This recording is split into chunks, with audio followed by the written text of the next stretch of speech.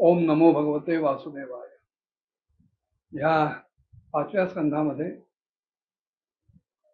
शेवटी शेवटी शुक महामुनीने राजाला भुवनकोशाचं वर्णन सांगितलं, ग्रहगोलांचं वर्णन सांगितलं, नाना लोकांचं वर्णन करून सांगितलं. हे सगळं ऐकल्यानंतर परीक्षिताच्या मनात असा विचार आला की ह्या सगळ्या लोकांमध्ये अनेक जीव जगतायत आणि ह्या सगळ्या जीवांकडनं काही ना काही कर्म घडतायत. पण घडणाऱ्या कर्मांचं फलस्वरूप प्रत्येकाला मिळणारी गती काही सारखी नाहीये. त्यामुळे त्यांनी अत्यंत मौलिक प्रश्न विचारला की या लोकांतील जीवांना मिळणाऱ्या उच्च-नीच गतींमध्ये एवढी विचित्रता का, वैविध्य का? कारण माणसं सगळी जी कर्म करतात ती सुखाच्या अभिलाषेनेच करतात. मग ती विहित कर्म असो त्याच्यात निषिद्ध कर्म असो, जी काही कर्म घडतात ती सगळी सुखांनीच प्रेरित झालेली असतात. शास्त्रकारांनी विचारलं की मिच्छन कर्म करोति जीवा, की हे सगळे जीव कोणत्या इच्छेने कर्म करतात? आणि तिथेच त्यांनी उत्तर दिलं सुखमिच्छन. प्रत्येकाला सुखाची अपेक्षा आहे, इच्छा आहे, हाव आहे, हव्यास आहे आणि त्या दृष्टीने त्याच्याकडनं ती कर्म घडत असतात. पण परीक्षिताचा प्रश्न असा आहे की संपूर्ण ब्रह्मांड जर एकाच द्रव्यापासून बनलेलं आहे, मग त्याला तुम्ही पंचमहाभूत म्हणा किंवा त्रिगुणात्मिका सृष्टी म्हणा किंवा अभिन्न निमित्तोपादन स्वरूप कारण ईश्वर म्हणा, काही म्हणा, जर द्रव्य एकच आहे तर त्या द्रव्यापासून निघणारे पदार्थ हे वेगवेगळे का निघतात? त्याच्यावर शुक महामुनीने सांगितलं की राजा, कर्म करणारी माणसं ज्या प्रवृत्तीची असतील, कोणी सात्विक असतील, कोणी राजस असतील, कोणी तामस असतील, किंवा प्रत्येकाच्या ठिकाणची जी श्रद्धा आहे, गीतेमध्ये सुद्धा हा विषय आलाय, श्रद्धा सुद्धा सात्विक, राजस आणि तामस असू शकते. तेव्हा श्रद्धांमधला भेद आणि वृत्तींमधला भेद याच्यामुळं कर्माची जी फळं आहेत त्या फळांमध्ये सुद्धा असमानता दिसते, विविधता दिसते. सोनं एकच आहे, पण एखाद्याला त्याच्यापासून अंगठी करावीशी वाटेल, एखाद्याला गळाचा अलंकार करावासा वाटेल, एखाद्याला नथ करावीशी वाटेल. माती एकच जरी असली तरी कोणी त्याच्यापासून घडा तयार करेल, कोणी खापर तयार करेल, आणखीन काही काही वस्तू तयार करेल. द्रव्य काही जरी असलं तरी करणाऱ्याची जी प्रेरणा आहे मागे, त्या प्रेरणेप्रमाणे त्या द्रव्यापासून काही वस्तू तयार होतात. त्याचप्रमाणे ब्रह्मांड जरी परब्रह्मानं व्यापलेलं असलं तरी परब्रह्मानं बहुश्याम म्हणून संकल्प केल्यानंतर जे नानाविध जीव निर्माण झाले, त्या जीवांच्या ठिकाणी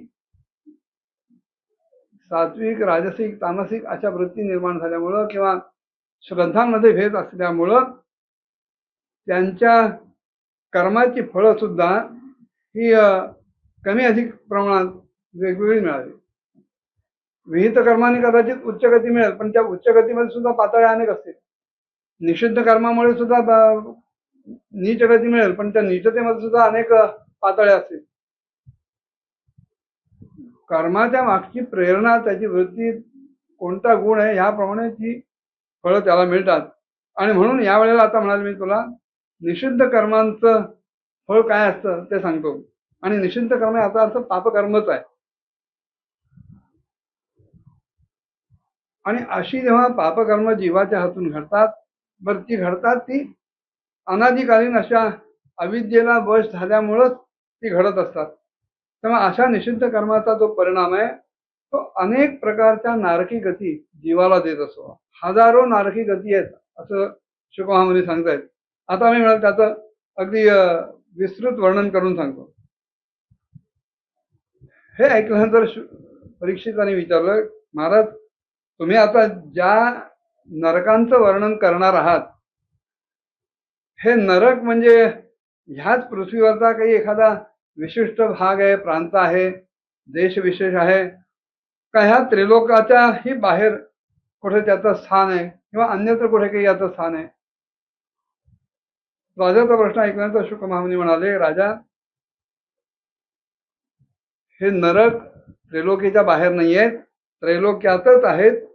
आणि त्याचप्रमाणे ते दक्षिणेच्या दिशेला पृथ्वीच्याही खाली पण जलाच्या वरच्या भागात ते स्थित आहेत. आणि याच दिशेमध्ये अग्निश्वात इत्यादी पितृगण राहतात.